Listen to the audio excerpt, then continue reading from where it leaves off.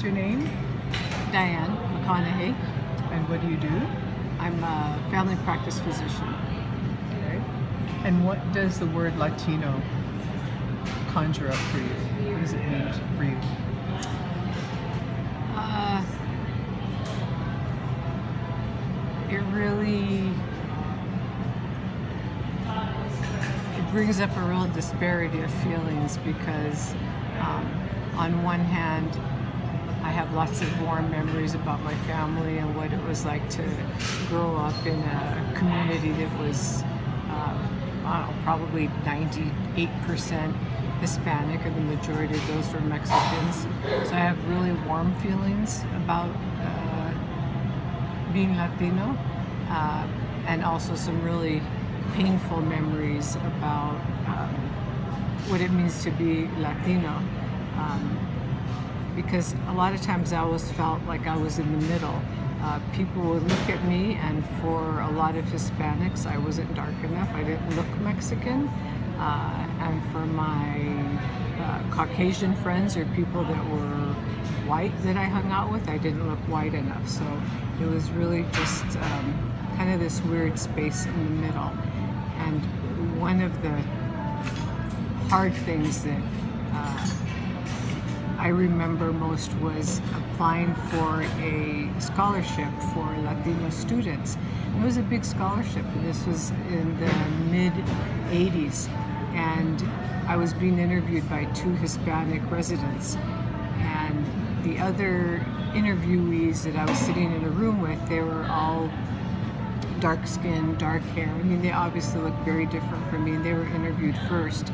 But when I went in and sat in the room, there were these three residents in their white coats, and again, all obviously Latino. And when I sat down, they all eyeballed me, and they were shuffling through their papers, looking down, pretending they were talking about what was in front of them. In the reality, they were talking about me, and in Spanish saying, "Who does she think she is? She's white." And they were using derogatory words to describe white people. And she's not Mexican. She doesn't know. She doesn't know anything about Mexican culture, being Mexican. And I just sat there and listened because I speak Spanish fluently. And they had no idea. And they sat there for several minutes discussing how I didn't meet the standard and who was I, and I had no idea. So when they finally looked at me and said, "Okay, well, we'll start the interview," even though my heart was racing in my most composed, eloquent Spanish, I asked them, "Who are you to judge me?"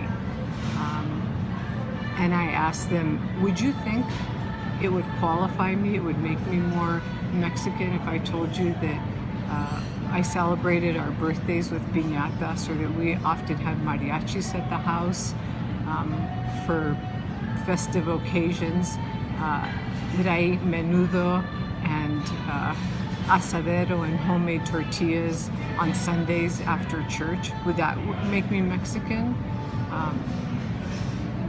And so I told him, I said, "I haven't experienced a lot of prejudice in my life, but sadly, the worst prejudice I had ever experienced was at the hands of other Latino people." I stood up and said, "You can keep your money. I'm not interested because I don't need to take money from people who hate me." And I walked out, and I wrote a letter to the congressman whose name the scholarship was in and explained to him what happened. And he was horrified enough that he actually had the three residents write a letter of apology to me and gave me the $5,000 scholarship. So I think that pretty well sums up a lot of my experiences, that being Latino has been the best and the worst in both worlds.